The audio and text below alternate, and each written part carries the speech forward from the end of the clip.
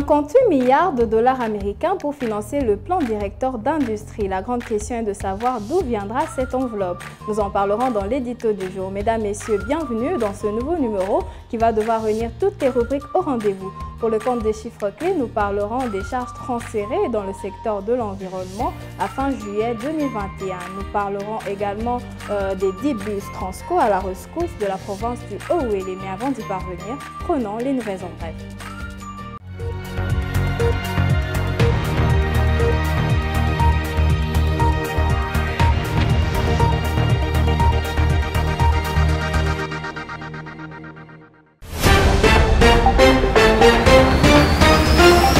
Commençons ces nouvelles en bref avec cette information. Le vice-ministre de l'Intérieur, représentant du Premier ministre, a lancé officiellement le jeudi 26 août 2021 le plan directeur d'industrialisation. Ce plan, accompagné d'un cahier des coûts estimatifs des infrastructures structurantes et industrialisantes, est évalué à 58,3 milliards de dollars américains. La cérémonie a eu lieu en présence de quelques membres du gouvernement, des partenaires techniques et financiers, des investisseurs et cadres des entreprises. D'après le ministre de l'Industrie, Julien Paluku Kaongia, le cahier des coûts estimatifs des infrastructures structurantes et industrialisantes qui accompagne le PDI sert à garantir une bonne réussite du projet. Nouvelle en bref encore, l'unité de coordination projet d'appui au développement des micro, petites et moyennes entreprises accorde un délai moratoire de 3 jours, soit du jeudi 26 août au lundi 30 août 2021 aux lauréats retardataires du concours des plans d'affaires pour s'acquitter de toute la procédure requise avant la signature et le retrait de la convention de financement. Cette annonce a été faite par la voie d'un communiqué signé par le coordonnateur national de PADM-PME, Alexis Mangala-Ngongo. En effet, cette annonce concerne notamment les PME qui n'ont pas signé la convention de financement, les PME ayant un litige dans le dépôt des documents juridiques de l'entreprise ou des documents issus du cadrage, notamment le plan de travail et de trésorerie, les PME n'ayant pas retiré leur copie de convention de financement dûment signée. Selon le communiqué, ces PME seront considérées comme non intéressées par la subvention et leurs dossiers seront définitivement déclassés une fois ce délai dépassé. Poursuivons ces nouvelles en bref avec le ministre des Transports, Voies de communication et désenclavement, Cherubin Okenge, a disposé 10 bus de la société Transco pour desservir la province du Haut-Uélé. Il fait le déplacement du port de la SCTP pour s'assurer des opérations de manutention de ces bus. En effet, le ministre Cherubin Okenge s'attelle non seulement à faire en sorte que l'établissement public Transco puisse desservir toute la population de la République démocratique du Congo, mais aussi à améliorer les conditions de voyage des Congolais. La RDC étant résolument engagée dans le processus d'intégration régionale et sous-régionale, Transco va aussi assurer le transport transfrontalier pour consolider l'image du pays, a déclaré le ministre Okende aux côtés du chef Chipamba, directeur général intérimaire de Transco. Finissons ces nouvelles en bref avec cette information. La société Trafigo SRL a fait du chemin. Voilà 5 ans écoulés qui témoignent d'un cas d'école en matière de lutte, le coulage des recettes dans les opérations douanières. C'est bien plus une expérience congolaise réussie quant à l'entrepreneuriat impulsé par l'agent féminine grâce au partenariat public-privé. Ci-dessous, le communiqué du Trafigo SRL à l'intention de ses partenaires et collaborateurs ayant permis ce success story à la congolaise. De retour sur ce plateau, nous allons passer à la prochaine rubrique, c'est les chiffres clés avec Benita Mweni. C'est tout de suite.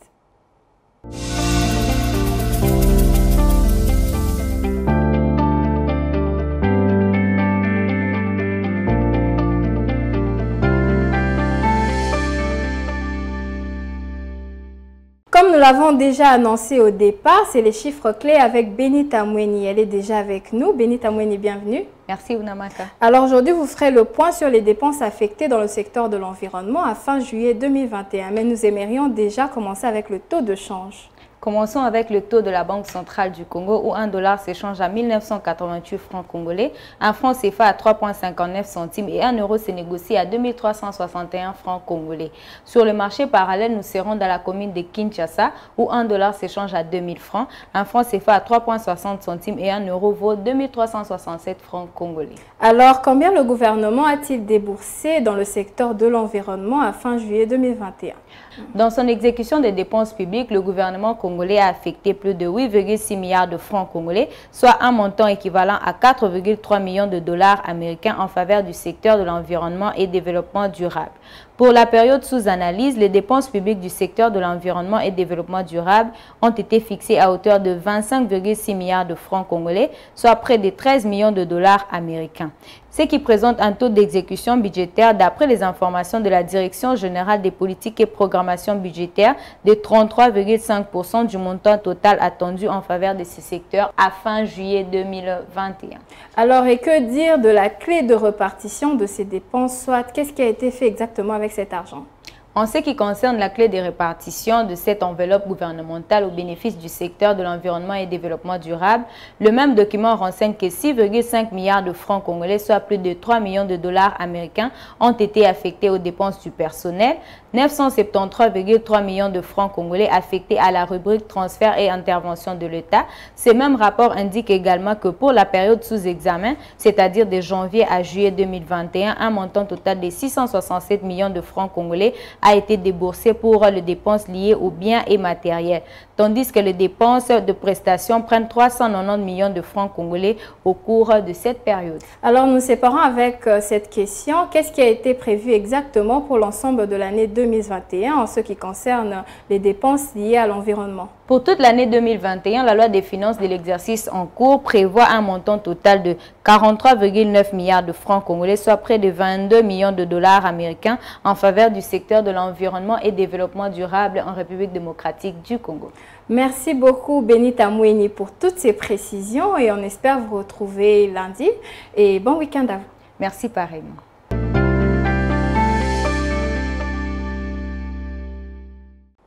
Dix bus Transco à la rescousse de la province du Haut-Ouélé. Que dire exactement sur cette affaire? Nous en parlerons dans ce dossier, juste après ceci.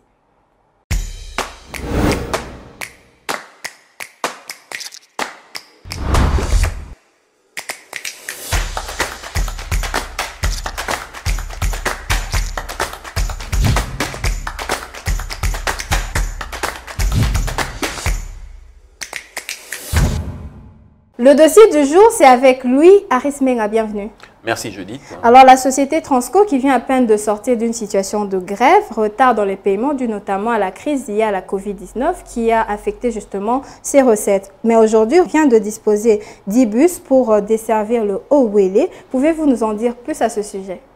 Alors, c'est vrai, hein, puisque tu le rappelais avec les faits, donc la société Transco qui vient de sortir notamment d'une crise, on a vu ces agents grévés qui parlaient de retard de paiement, des frais d'allocation, santé, maladie et consorts. Aujourd'hui, la société Transco quitte en tout cas de ces mauvaises nouvelles, qui passe à une très bonne nouvelle qui est de celle de en dehors. On a l'habitude, on connaît la société Transco en desserte bien sûr en termes de transport dans la voirie urbaine de Kinshasa.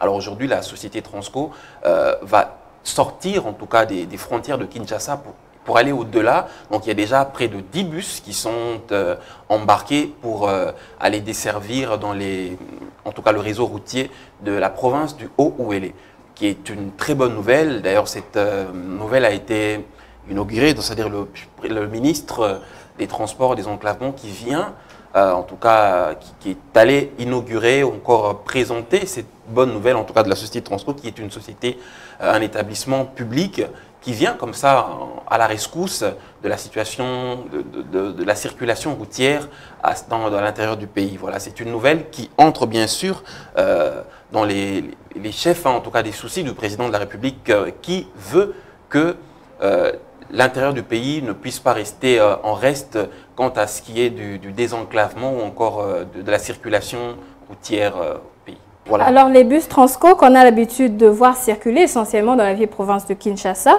aujourd'hui traversent les frontières avec premier pas de la province du Haut-Ouélé. Alors, quel message cette société de transport veut faire passer à la population congolaise, si l'on en croit le ministre de Transport, Chérubin Okende? Voilà, le message, il est tout simple, hein, comme je l'ai dit à la fin de ma phrase. Donc, c'est un signal fort comme ça que lance la société Transco, bien sûr, qui est un établissement public. Donc, on voit là l'engagement du gouvernement congolais à renforcer cette cohésion nationale. Il ne faudrait pas que certains Congolais se sentent on reste, hein, pour ce qui concerne ces sociétés de transport, la société Transco, qui est un établissement à vocation nationale. Donc Transco, c'est pas Transkin. Donc cette société va bien sûr, c'est vrai qu'on l'a connue, bien sûr, que dans les réseaux routiers à Kinshasa, donc les 26 axes que concernent les axes routiers où ces bus Transco ont l'habitude de desservir. Mais aujourd'hui, avec l'appui, bien sûr, c'est sous l'impulsion du gouvernement que le ministre Chérubin Okinde a lancé comme ça ce premier pas de l'ouverture de cette société Transco qui ne sera plus limitée qu'à Kinshasa. C'est vrai qu'en dehors de Kinshasa, la société Transco a l'habitude de dépasser un tout petit peu Kinshasa en allant vers l'axe Kinshasa-Kikwit ou encore en allant un tout petit peu vers le Congo central, Kinshasa-Matadi. Mais aujourd'hui, c'est un grand pas qui est fait plus loin, en tout cas vers la grande province orientale, on parle du Haut-Ouélé, qui va aussi donc réjouir un tant soit peu ou améliorer les conditions de transport des habitants de ces contrées. Alors, quels sont les objectifs à long terme de la société Transco face à la problématique de la mobilité urbaine dans les grandes villes de la République démocratique du Congo? Alors, s'il faut rappeler, hein, c'est vrai que avant de parler de ce projet à long terme, on va revenir sur le contrat, le tout dernier contrat que Transco a signé avec cette société Servair brésilienne qui a pu desservir en tout cas la RDC en termes de bus. On parle de 440 bus qui ont été signés, bien sûr, grâce à ce contrat. C'est un contrat finalisé à partir du 27 novembre 2020 qui a vu comme ça ce lot petit à petit de 110 bus qui venaient petit à petit pour desservir la population. Alors c'est vrai que la finalité avec ce projet vise bien sûr à doter la RDC d'une usine de fabrication ou encore de montage de ces bus, en tout cas avec une fabrication, une production locale. C'est-à-dire la RDC vise la société Transco, bien sûr c'est une vision du gouvernement qui vise à doter la RDC de cette capacité de pouvoir produire ces bus localement. Bien sûr c'est à long terme, hein, il faut le voir ainsi. Donc il y aura d'abord en premier lieu ces bus qui vont commencer à venir parce qu'il faut le dire que l'arrivée des bus n'est pas terminée. Il y aura encore un lot. Le contrat final parlait d'une affaire de plus de 600 bus, 670 si je ne m'abuse pas. Donc il y a encore un lot qui va venir, mais à la longue, l'RDC pourra être doté en tout cas des usines de transformation, sinon de montage des bus qui permettront à l'RDC de pouvoir desservir ou encore à pallier à ce problème de mobilité. L'RDC est grande, 400, 600 bus pour seulement la ville de Kinshasa, peut paraître grand, mais à l'échelle de tout un pays, il y a encore des pas à faire en ce qui concerne, pour ce qui est de réduire ou encore de pallier à cette problématique de la mobilité urbaine, de transport en RDC. Merci à vous, Aris Menga, pour toutes ces précisions. Nous espérons que le gouvernement pourra matérialiser ses promesses. On l'espère aussi, et c'est parmi les vœux émus par le président de la République, ce qui est de réduire ou encore d'endiguer ces problèmes de transport qui handicap ou encore qui met à mal la circulation de la population congolaise. Merci beaucoup, Aris Menga. C'était un plaisir. Le ministre d'État, Guy Luandomboyo, a lancé la campagne de vulgarisation de la politique nationale de l'aménagement du territoire le mardi 24 août 2021 à Kisangani, dans la province de la Chopo, et à Bouta, dans le Bas-Ouélé. Suivez le reportage. Lancement tour à tour de la campagne de vulgarisation de la politique nationale de l'aménagement du territoire ce mardi 24 août 2021 à Kisangani dans la province de la Chopo et à Bouta dans le Bas-Ouélé par le ministre d'État, ministre de l'aménagement du territoire, maître Guy Luandomboyo. À son arrivée à l'aéroport de Bangoka, le ministre d'État Guy Luandomboyo a livré à la presse la raison de son voyage. Dans le cadre de la mise en œuvre de cette politique, il y a un programme que nous avons lancé il y a quelques jours qui s'appelle le Revit, qui veut dire que repensons à nos villes, aux villages et territoires. Et donc c'est dans le cadre d'une mission officielle que nous sommes là. Et nous sommes très contents d'être ici dans la grande province de la Chopo pour lancer cette campagne dans cette grande province. Voilà.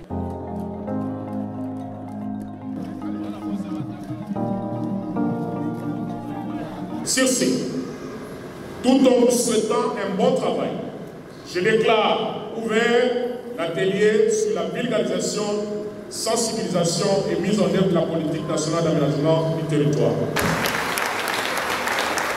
Accompagné des experts de son ministère, le patron de l'aménagement du territoire a officiellement lancé l'atelier lié à cette campagne en présence des autorités politico-administratives et des acteurs de la société civile qui militent pour que les réformes du secteur de l'aménagement du territoire atteignent les objectifs voulus par le gouvernement de la République.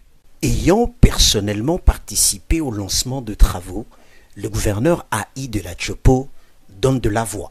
Je voudrais vous exprimer la joie que la province de la Tchopo ressent, dans la mesure où elle est la première sur les 4 provinces ici de démembrement de l'ancienne province orientale, mais également sur l'ensemble de la République. Elle est la première à bénéficier de ces travaux. Et donc, cela témoigne de l'importance que revêt cette province et surtout la ville de Kisangani, qui est un carrefour de plusieurs provinces et qui reste à nécessité qu'il puisse couvrir le monde. Et donc, nous voulons à cette occasion remercier le chef de l'État, son Excellence Antoine Félix Tshisekedi Tshilombo, pour les efforts qu'il ne cesse de déployer dans l'organisation de l'aménagement de notre territoire.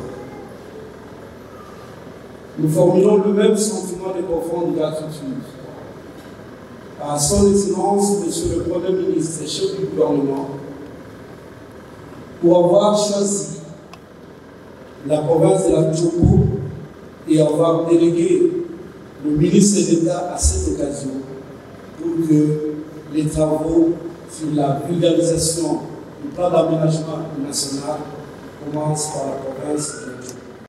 Après Kisangani, cap sur la ville de Bouta, dans le Bazouélé, où l'attendait l'autorité provinciale qu'accompagnait le comité provincial de sécurité, le ministre Guy Luandomboyo s'est acquitté à cette deuxième étape de l'objet principal de sa mission, le lancement de l'atelier lié à la vulgarisation de la politique nationale de l'aménagement du territoire et du programme Revit, entendez, repensons à nos villages, villes et territoires, programme qui cadre avec la vision du chef de l'État Félix-Antoine Tshisekedi Tshilombo sur le développement intégral et harmonieux de la République démocratique du Congo en intelligence avec le plan national de développement stratégique.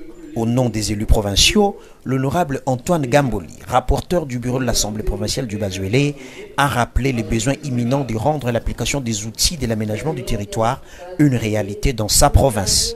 D'abord ici l'accueil de son Excellence, Monsieur le ministre national de l'aménagement du territoire qui est venu dans la province de Bazouélé en fait de vulgariser le plan national d'aménagement du territoire.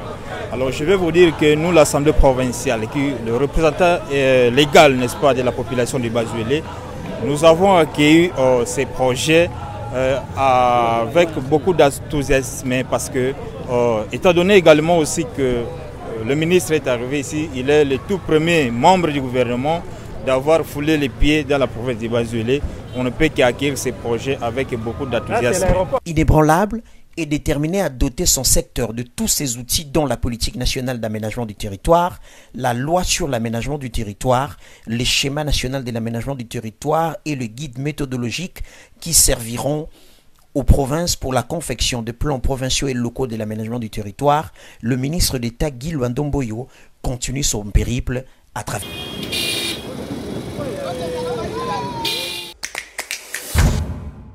L'édito du jour, c'est avec lui, Patrick Bomboka. Aujourd'hui encore, il pousse sa réflexion plus loin en nous ramenant une nouvelle thématique. Suivez donc la chronique du jour.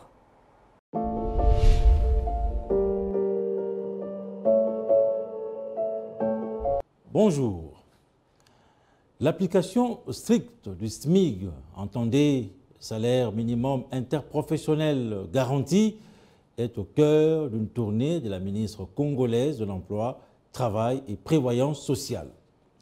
Avec la situation des agents journaliers, ils sont nombreux qui ne rêvent même pas entièrement rentrer dans leurs droits en matière salariale. Eh bien, c'est ce constat qui a poussé la ministre de l'Emploi, Travail et Prévoyance sociale à faire une descente dans certaines entreprises de la capitale congolaise, Kinshasa. À l'issue de cette tournée des inspecteurs du ministère du Travail ont trouvé un compromis avec un certain nombre d'entreprises, dont Orbit Sarl, où les agents journaliers de cette société privée seront dorénavant payés conformément au deuxième palier du SMIC en vigueur en République démocratique du Congo. Au total, 300 agents journaliers permanents connaîtront les réajustements de leur salaire. D'où vient le problème très souvent? Eh bien, selon certains responsables des ressources humaines, les difficultés surviennent très souvent lorsque les agents journaliers sont sous la gestion d'un sous-traitant. Mais alors, qu'est dit la loi? Au point de vue du cadre légal, l'arrêté numéro 12 du 27 septembre 2002 définit le SMIC comme étant la somme minimale en deçà de laquelle aucun travailleur ne peut être rémunéré sous peine de sanction. Le SMIC représente alors l'ensemble des sommes perçues par le travailleur en numéraire, en nature, hormis les allocations familiales légales, l'indemnité de logement ou le logement en nature, ou encore l'indemnité des transports, ainsi que les avantages accordés exclusivement en vue de faciliter aux travailleurs l'accomplissement de ses fonctions. Que représente alors le SMIC?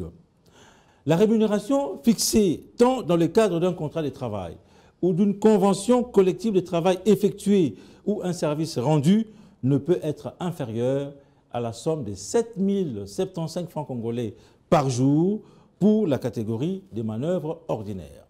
Voilà les SMIC en vigueur en République démocratique du Congo. Merci de nous avoir suivis.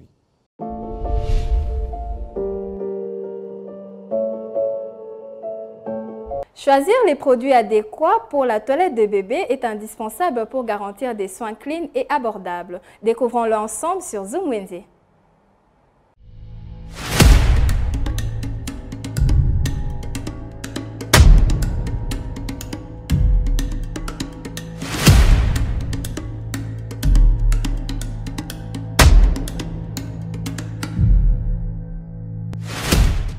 Bienvenue à tous. Prendre soin de vos bébés requiert très souvent beaucoup de précautions, et surtout quand il s'agit de la peau pour enfants. Pour ce marché, découvrons ensemble les prix des produits qui embellissent, adoucissent et protègent la peau de nos petits. C'est parti avec Zoom Wednesday.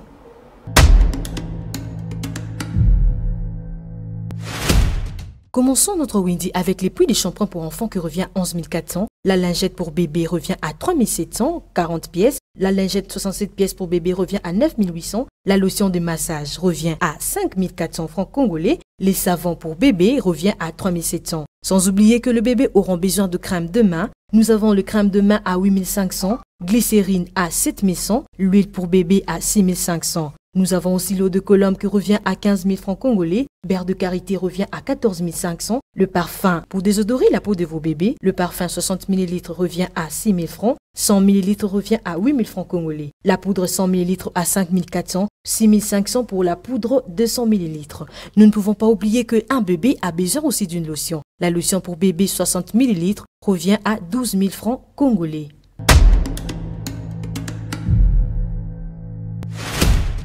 Merci de nous avoir suivis. Retrouvons-nous prochainement pour un nouveau numéro.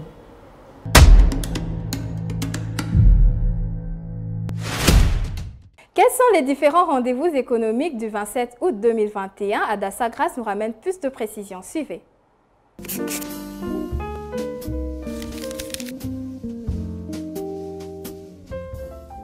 Bienvenue à l'agenda. Pour aujourd'hui, la Fédération des entreprises du Congo, FEC en sigle, organise un meet-up ce 27 août 2021 de 10h à 12h au siège de la FEC à Kinshasa. Ces assises aura pour thème « Accès aux avantages du code des investissements pour le jeune entrepreneur ». Et notre rendez-vous est pris avec Agence Digital Marketing qui organise à son tour une assise sur comment faire le marketing le 30 août prochain par moyen virtuel. Parlons à présent de la formation en management des événements qu'organise Ruth parce que la vie est belle. Cette formation débutera le 30 août prochain pour se clôturer le 4 septembre à Kinshasa, de 9h à 12h pour la première vacation et de 16h30 à 19h pour la deuxième vacation. Et pour finir, rappelons que la nouvelle session de formation qu'avait organisée Bentiso Academy sur Caissier des banques avait débuté le 23 août dernier et va se clôturer le 27 août prochain à Kinshasa. Les frais de participation est fixé à $60, sans oublier $5 comme frais d'inscription. Merci de nous avoir suivis. Au revoir. Article 15 revient aujourd'hui avec un vendeur qui a décidé de nous ouvrir ses portes et de nous raconter son expérience sur cette activité qui lui permet justement de nouer les deux bouts du mois. Suivez Article 15, c'est tout de suite.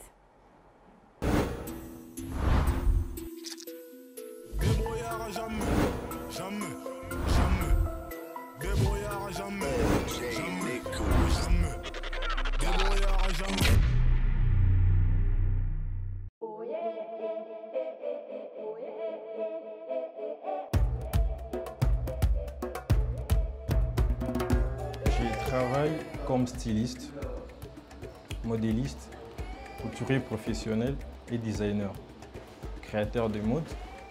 Et je m'exerce encore dans beaucoup d'autres domaines artistiques. Je n'ai pas fait les études de ces métiers.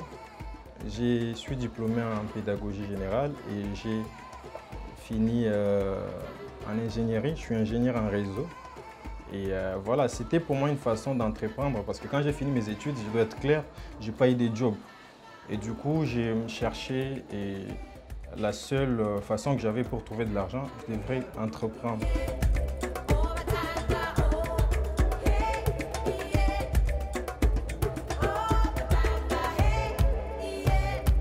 Bientôt 3 ans. J'ai démarré en 2019 à Lubumbashi. Ma toute première collection, c'était en 2018. Ça n'a pas marché, j'avais reçu beaucoup de critiques et en 2019, ça a réussi complètement.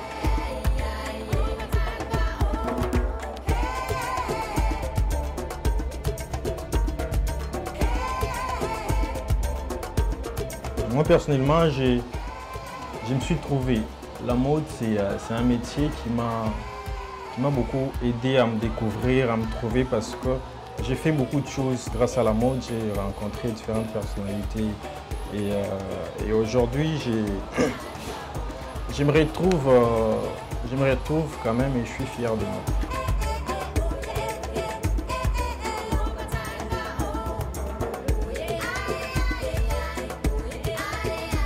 Ma marque s'appelle H10. H10 officiel, c'est les diminutifs de mon prénom.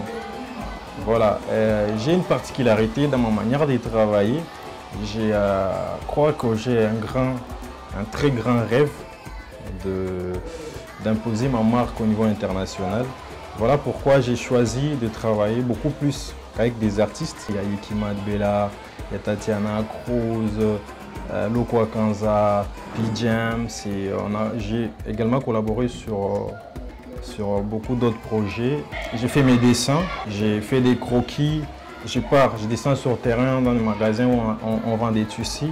Je fais les choix du tissu, je reviens à la maison, je réalise. J'ai mes clients à qui je propose quand je sors une nouvelle collection.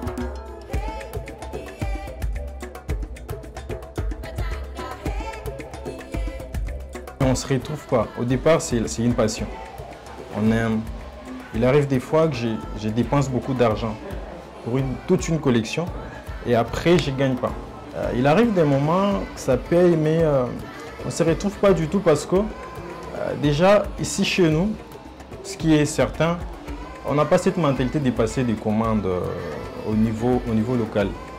Quand c'est des grandes marques qui ne sont même pas originaux, et les gens préfèrent aller acheter ça, des trucs qui viennent de la Chine, que venir passer une commande chez un créateur congolais sur place. Je crois qu'avec le temps, les gens comprendront et ça payera.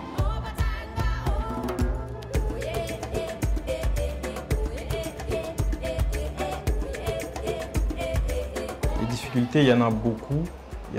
Premièrement, c'est l'attitude ou le comportement de certaines personnes qui viennent vers nous. Il y a des gens qui viennent te voir avec des idées qui sont difficiles à mettre en pratique en parlant de création, tout ce qu'ils veulent. Mais à ma particularité, j'essaye toujours de mettre ensemble ces gens-là et ce qu'ils veulent. Mis à part ça, il y a des accidents physiquement comme ça, les ciseaux, les aiguilles, tout donc ça. Je travaille avec des limites. Parce que déjà, vous voyez qu'on a un problème de matériel. Je n'ai pas vraiment le matériel qu'il faut pour sortir ce que j'ai toujours voulu, mais avec le peu et mes capacités que j'ai aujourd'hui, j'essaie quand même de m'en sortir.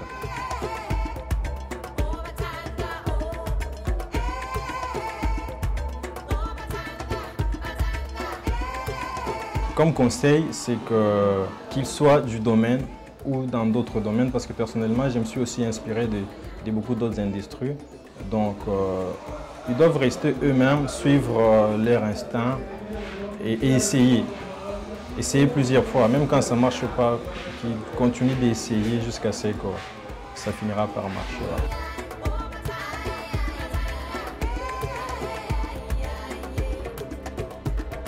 On n'a pas un soutien du gouvernement, par exemple, parce que j'ai fait beaucoup des événements, du Fashion Week et tout ça. Et on ne nous soutient pas parce qu'un jeune comme moi, j'ai besoin d'un soutien physique, d'un soutien financier. C'est-à-dire, j'ai besoin de beaucoup de machines, j'ai besoin de matériel, j'ai besoin d'engager les gens. Si aujourd'hui j'ai un grand atelier, il y a plusieurs machines, j'engage beaucoup de couturiers, des stylistes et des designers. Je crois que la marque H10 fera parler la RDC dans le domaine de la mode.